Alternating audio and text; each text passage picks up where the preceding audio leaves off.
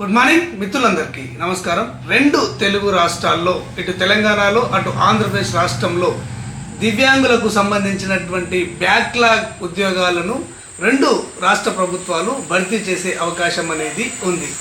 ఇటీవల ఏపీ ప్రభుత్వము ఇక్కడ వికలాంగుల బ్యాక్లాగ్ ఉద్యోగాలకు సంబంధించినటువంటి ఎక్స్టెన్షన్ జీవోను రిలీజ్ చేయడం అనేది జరిగింది. ఈ ఎక్స్టెన్షన్ జీవోలో పేర్కొన్నది ఏంటి అంటే, వికలాంగుల బ్యాక్లాగ్ ఉద్యోగాలను అన్ని జిల్లాల్లో 2026 మార్చి 31 వరకు భర్తీ చేయాలి అని చెప్పేసి ఉన్నతాధికారులకు, జిల్లా కలెక్టర్లకు ఆ జీవోలో ఆదేశాలు జారీ చేయడం అనేది జరిగింది. ఇక తర్వాత ఇటు తెలంగాణలోనూ కాంగ్రెస్ ప్రభుత్వం అధికారంలో రావడానికి దివ్యాంగులకు సంబంధించినటువంటి బ్యాక్లాగ్ ఉద్యోగాలను అన్ని జిల్లాల్లో ప్రతి సంవత్సరం భర్తీ చేస్తాము అని చెప్పేసి హామీ ఇవ్వడం అనేది జరిగింది. కాంగ్రెస్ పార్టీ హామీ ఇచ్చి అధికారంలోకి వచ్చి 2 సంవత్సరాలు దాటిపోయింది. ఇప్పటి వరకు 2 సంవత్సరాల్లో ఏ ఒక్క బ్యాక్లాగ్ ఉద్యోగాన్ని ఏ జిల్లాలో కూడా భర్తీ చేయలేదు. రానున్న కాలంలో అంటే 2026వ సంవత్సరంలో తెలంగాణలో కూడా అన్ని జిల్లాల్లో ఈ బ్యాక్లాగ్ ఉద్యోగాలు భర్తీ అయ్యే అవకాశం అనేది ఉంది. దీనిని పరిగణలోకి తీసుకొని 2 రాష్ట్రాల్లోనే వికలాంగులకు ఈ బ్యాక్లాగ్ ఉద్యోగాల గురించి సరైనటువంటి ఇన్ఫర్మేషన్ ఈ వీడియో ద్వారా ఇవ్వడం అనేది జరుగుతుంది. అంటే ఇక్కడ ఈ బ్యాక్లాగ్ ఉద్యోగాలకు సంబంధించి ఈ ఉద్యోగాలను భర్తీ చేసే క్రమంలో వికలాంగులకు ఏ కేటగిరీ ఉద్యోగాలను ఇవ్వడం అనేది జరుగుతుంది, అంటే ఎలాంటి ఉద్యోగాలను ఈ బ్యాక్లాగ్ పోస్టుల ద్వారా భర్తీ చేయడం అనేది జరుగుతుంది. ఆ తర్వాత అప్లై చేసుకోవడానికి అంటే ఈ బ్యాక్లాగ్ పోస్టులకు దరఖాస్తు చేసుకోవడానికి వయసు ఎంత ఉండాలి అన్న విషయాన్ని ఈ వీడియో ద్వారా మీకు తెలియజేస్తాను. దరఖాస్తు సమయంలో ఏ డాక్యుమెంట్స్ను తప్పనిసరిగా సబ్మిట్ చేయాలి అన్న విషయాన్ని కూడా మీకు తెలియజేయడం అనేది జరుగుతుంది. ఈ బ్యాక్లాగ్ పోస్టుల ఉద్యోగాల భర్తీలో వికలాంగులలో ఎవరికి మొదటి ప్రాధాన్యత ఇవ్వడం జరుగుతుంది అన్న విషయాన్ని కూడా మీకు తెలియజేయడం అనేది జరుగుతుంది. ఆ తర్వాత దరఖాస్తు చేసుకున్నటువంటి వారందరిలో కూడా సెలక్షన్ ఏ విధంగా జరుగుతుంది అన్న పూర్తి వివరాలను ఇక్కడ 2023వ సంవత్సరంలో ఆంధ్రప్రదేశ్ రాష్ట్రంలో ఒక జిల్లాలో వచ్చినటువంటి బ్యాక్లాగ్ ఉద్యోగాలకు సంబంధించిన నోటిఫికేషన్ను మీ ముందు ఉంచి అందులో పేర్కొన్నటువంటి అంశాలన్నిటిని కూడా మీకు తెలియజేయడం అనేది జరుగుతుంది. ఈ బ్యాక్లాగ్ పోస్టులకు సంబంధించి 2 తెలుగు రాష్ట్రాల్లో కూడా ఏ జిల్లా నుంచి నోటిఫికేషన్ వచ్చినా కానీ ఆ జిల్లాకు సంబంధించినటువంటి నోటిఫికేషన్ను అంతర్నేత్ర ఛానల్ ద్వారా మీకు తెలియజేయడం అనేది జరుగుతుంది. మీరు ఈ బ్యాక్లాగ్ ఉద్యోగాల భర్తీకి దరఖాస్తు చేసుకోవడానికి అంతర్నేత్ర సహాయ సహకారాలు అందించడం అనేది జరుగుతుంది. కాబట్టి ఈ వీడియోను చూసి వెళ్ళిపోకండి, తప్పకుండా అంతర్నేత్ర ఛానల్ను సబ్స్క్రైబ్ చేసుకోండి. ఇక విషయంలోకి వెళ్దాం. ఓకే ఫ్రెండ్స్, ఇక్కడ మీరు చూస్తున్నది 2023వ సంవత్సరము 3వ నెలలో అంటే మార్చిలో పొట్టి శ్రీరాములు జిల్లా కలెక్టర్ కార్యాలయం వారు ఇచ్చినటువంటి వికలాంగుల బ్యాక్లాగ్ ఉద్యోగాలకు సంబంధించినటువంటి నోటిఫికేషన్. ఇక్కడ క్లియర్గా చూడొచ్చు.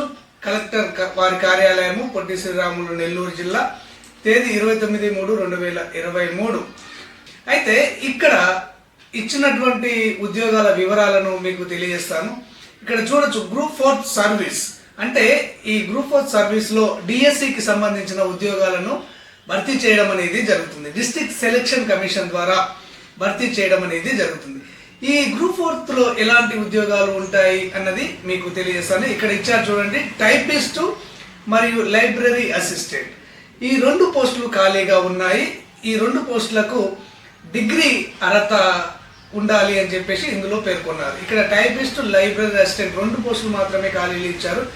ఈ పోస్టులే కాకుండా ఇంకా ఖాళీగా ఉంటే జూనియర్ అసిస్టెంట్ పోస్టులు కానివ్వండి, సీనియర్ అసిస్టెంట్ పోస్టులు కానివ్వండి, రికార్డ్ అసిస్టెంట్ పోస్టులు కానివ్వండి, ఈ విధంగా ఇక్కడ మనకు డిస్ట్రిక్ట్ సెలక్షన్ కమిటీకి సంబంధించినటువంటి గ్రూప్ 4 పోస్టులను కూడా భర్తీ చేయడం అనేది జరుగుతుంది. ఇక తర్వాత మనం కిందికి చూసినట్లయితే క్లాస్ 4 సర్వీస్ ఉద్యోగాలు. ఈ క్లాస్ 4 సర్వీస్ ఉద్యోగాలలో ఇక్కడ చూడొచ్చు మీరు కుక్ పోస్ట్ ఖాళీగా ఉంది, కామాటి పోస్ట్ ఖాళీగా ఉంది, పిహెచ్ వర్కర్ పోస్ట్ ఖాళీగా ఉంది, ఫిటర్ కూలీ పోస్ట్ ఖాళీగా ఉంది. ఈ 4 పోస్టులకు కూడా ఇక్కడ విద్యార్హత ఏమిచ్చారు అంటే 5వ తరగతి ఉత్తీర్ణులై ఉండాలి అని పేర్కోవడం అనేది జరిగింది. ఈ 4 పోస్టులకు కూడా కేవలం 5వ తరగతి పాస్ అయితే చాలు వారికి ఈ ఉద్యోగాలను ఇవ్వడం అనేది జరుగుతుంది. ఈ 4 ఉద్యోగాలే కాకుండా ఇంకా 5వ తరగతి బేసిక్ పైన 5వ తరగతి ఉత్తీర్ణత పైన ఇంకా చాలా ఉద్యోగాలు ఉంటాయి. ఇక్కడ స్కావెంజర్ కానివ్వండి, నైట్ వాచ్మెన్ కానివ్వండి, డే వాచ్మెన్ కానివ్వండి, ఈ విధంగా ఖాళీలు 5వ తరగతి ఉత్తీర్ణతతోనే భర్తీ చేయడం అనేది జరుగుతుంది. ఇక్కడ ఖాళీలు లేవు కానీ 7th క్లాస్ ఉత్తీర్ణతతో కూడా చాలా ఉద్యోగాలు భర్తీ చేయడం అనేది జరుగుతుంది. 7th క్లాస్ ఉద్యోగ అర్హతతోటి ఉదాహరణకు ఆఫీస్ సబార్డినేట్, అటెండర్ ఉద్యోగాలు ఉంటాయి కదా, ఈ అటెండర్ ఉద్యోగాలను 7వ తరగతి ఉత్తీర్ణతతోనే భర్తీ చేయడం అనేది జరుగుతుంది. ఈ విధంగా డిగ్రీ ఉత్తీర్ణతతోని డిఎస్సి ఉద్యోగాలు, 5వ తరగతి ఉత్తీర్ణతతోని క్లాస్ 4th ఉద్యోగాలు, 7వ తరగతి ఉత్తీర్ణతతోని క్లాస్ 4th లోనే ఇక్కడ ఆఫీస్ సబార్డినేట్ ఉద్యోగాలను భర్తీ చేయడం అనేది జరుగుతుంది. ఇక ఈ ఉద్యోగాలకు సంబంధించినటువంటి ఇన్స్ట్రక్షన్స్ ఇక్కడ ఇచ్చారు చూడండి. అభ్యర్థులు గమనించవలసినటువంటి ముఖ్యమైన సూచనలు, వీటిని జాగ్రత్తగా మీరు గమనించాలి. ఇక్కడ ఇచ్చింది ఏంటి అంటే దరఖాస్తు చేసే అభ్యర్థి కనీస వయసు ఇక్కడ దరఖాస్తు చేసే సమయం నాటికి 18 సంవత్సరాలు నిండి ఉండవలను. అలాగే గరిష్ట వయసు 52 సంవత్సరాలకు మించి ఉండరాదు అని పేర్కొన్నారు. అంటే జనరల్గా వికలాంగుల వయసు 42 సంవత్సరాలుగా ఉంటుంది. తర్వాత 10 సంవత్సరాల ఏజ్ రిలాక్సేషన్ కలుపుకుంటే 52 సంవత్సరాల వరకు వికలాంగులకు ఈ ఉద్యోగాలకు దరఖాస్తు చేసుకోవడానికి ఆస్కారం అనేది ఉంటుంది. కాబట్టి ఇక్కడ 18 సంవత్సరాలు నిండి ఉండాలి, 52 సంవత్సరాలకు దాటి ఉండకూడదు అని ఇక్కడ పేర్కొనడం అనేది జరిగింది. ఆ తర్వాత ఇక్కడ తేదీ 1/12/2009 సదరం వైద్య ధృవీకరణ పత్రం ప్రకారము శారీరక లోపం కలిగినటువంటి వారు, దృష్టి లోపం కలిగినటువంటి వారు అయితే మాత్రం కనీసం 40% వైకల్యం అనేది ఉండాలి. ఆ తర్వాత ఆటిజం కానివ్వండి, మేధో వైకల్యం కానివ్వండి, నిర్దిష్ట అభ్యాస వైకల్యం కానివ్వండి, మానసిక ఆరోగ్యం కానివ్వండి, బహుళ వైకల్యం గల దివ్యాంగులైతే వారికి కూడా కనీసం 40% వైకల్యం కలిగి ఉండాలి. ఇక్కడ బదిరులు మరియు మూగ చెవుడు వారైతే మాత్రము వారికి కనీస వైకల్య శాతము 75% కలిగి ఉండాలి అని ఇక్కడ పేర్కోవడం అనేది జరిగింది. క్లుప్తంగా ఈ వికలాంగుల పర్సెంటేజ్ గురించి చెప్పాలంటే అన్ని కేటగిరీల వారికి 40% ఉంటే ఈ పోస్టులకు దరఖాస్తు చేసుకోవచ్చు. కానీ ఇక్కడ చెవిటి మూగ వారికి మాత్రము 75% పర్సెంటేజ్ కలిగి ఉండాలి. ఇది చెవిటి మూగ వాళ్ళు గుర్తుపెట్టుకోవాలి. ఇక తర్వాత ఇక్కడ అప్లికేషన్ సంబంధించి జిల్లా వెబ్సైట్లో ఆన్లైన్లో దరఖాస్తు చేసుకోమని ఇక్కడ ఇచ్చారు. కొన్ని జిల్లాల్లో ఆఫ్లైన్లో కూడా చేసుకోమని ఇస్తారు. ఆ జిల్లా కలెక్టర్ గారి ఇష్టానుసారము ఆన్లైన్లో అయితే ఆన్లైన్లో, ఆఫ్లైన్లో అయితే ఆఫ్లైన్లో మీరు దరఖాస్తు చేసుకోవచ్చు. ఇక్కడ ఇచ్చింది ఏంటంటే ఇక్కడ sps.nelluru.ap.gov.in నోటీస్ ప్రకారము ఇక్కడ రిక్రూట్మెంట్కు సంబంధించినటువంటి వెబ్సైట్లో సంబంధిత దరఖాస్తులోని అన్ని కాలమ్స్ని ఆన్లైన్లో పూరించి సంబంధిత ధృవీకరణ పత్రాలు జతపరిచి ఆ యొక్క దరఖాస్తు ప్రతిని సహాయ సంచాలకులు, విభిన్న ప్రతిభావంతులు మరియు వయోవృద్ధుల సంక్షేమ శాఖ కార్యాలయానికి నిర్దిష్ట సమయంలో దరఖాస్తుతో పాటుగా ఇక్కడ సదరం వైద్య ధృవీకరణ పత్రము, విద్యార్హత ధృవీకరణ పత్రము, ఎంప్లాయ్మెంట్ కార్డు, 4వ తరగతి నుండి 10వ తరగతి వరకు స్టడీ కండక్ట్ సర్టిఫికెట్, స్థిర నివాస ధృవీకరణ పత్రము, పాస్పోర్ట్ సైజ్ ఫోటో మరియు 2 ఖాళీ ఎన్వలప్మెంట్ కవర్లను ఈ మొదలైనటువంటి జిరాక్స్ కాపీలను గెజిటెడ్ అధికారి చేత అటెస్టెడ్ చేయించి పూర్తి చేసిన దరఖాస్తులను నిర్దిష్ట సమయం లోపల సాయంత్రం 5 గంటల లోపు స్వయంగా కానీ, ప్రతినిధి ద్వారా కానీ, పోస్టల్ ద్వారా కానీ వచ్చి దరఖాస్తును సమర్పించగలరు. పోస్టల్ వారి జాప్యమునకు ఈ కార్యాలయము బాధ్యత వహించదు అని ఇక్కడ పేర్కొన్నారు. క్లుప్తంగా ఈ దరఖాస్తు విధానం గురించి చెప్పాలి అంటే కలెక్టర్ గారి ఆదేశానుసారము ఆన్లైన్లో అయితే ఆన్లైన్లో దరఖాస్తు చేసుకోవాలి. ఆన్లైన్లో దరఖాస్తు చేసుకున్న తర్వాత అప్లికేషన్ ఫామ్ ఉంటుంది కదా, అప్లికేషన్ ఫామ్కు వాళ్ళు అడిగిన ధృవీకరణ పత్రాలన్నిటిని కూడా గెస్టెడ్ ఆఫీసర్ చేత అటెస్టెడ్ చేయించి ఇక్కడ మీరు ఆఫ్లైన్లోను వికలాంగుల సంక్షేమ శాఖ కార్యాలయంలో నిర్దిష్ట సమయంలో అందజేయవలసి ఉంటుంది. ఇది గుర్తుపెట్టుకోవాలి. ఇక తర్వాత మనకు ఇక్కడ ఇచ్చింది ఏంటి అంటే ఇంపార్టెంట్గా మీకు తెలియజేసేది ఏంటి అంటే GOMS2 ప్రకారము స్త్రీ శిశు మరియు వికలాంగుల సంక్షేమ శాఖ ప్రకారము మహిళలకు ప్రకటించబడిన పోస్టులు అర్హులైన మహిళా అభ్యర్థులు లేనిచో అదే విభాగంలో గల పురుష అభ్యర్థులకు ప్రాధాన్యతను కల్పించబడను. ఇక్కడ డిజబుల్ కేటగిరీలో ఉమెన్కు కూడా అవకాశం ఉంటుంది. ఈ ఉమెన్ అభ్యర్థులు లేనట్లయితే, మహిళలు లేనట్లయితే ఆ పోస్టులను పురుషులకు కేటాయించడం జరుగుతుంది అని చెప్పేసి ఇక్కడ పేర్కొనడం అనేది జరిగింది. ఆ తర్వాత ఒక అభ్యర్థి ఒకటి కన్నా ఎక్కువ పోస్టులకు దరఖాస్తు చేయదలసినచో ప్రతి పోస్టుకు విడివిడిగా దరఖాస్తు చేయవలను. ఒక అభ్యర్థి ఎన్ని పోస్టులకైనా దరఖాస్తు చేసుకోవచ్చు, కాకపోతే పోస్టుల వారీగా విడివిడిగా దరఖాస్తు చేయవలసి ఉంటుంది. ఆ తర్వాత ఏ పోస్టులకు ఎంపికైన అభ్యర్థి అట్టి ఉద్యోగమునకు సంబంధించిన విధులు తానే ఖచ్చితంగా నిర్వర్తించవలసి ఉంటుంది. విధి నిర్వహణలో వైకల్యం కారణ చూపి విధులు నిర్వహించలేను అనరాదు. ఎంపిక ప్రక్రియ రోజే అభ్యర్థి అట్టి ధృవీకరణ పత్రము కమిటీ వారికి అందజేయాలి.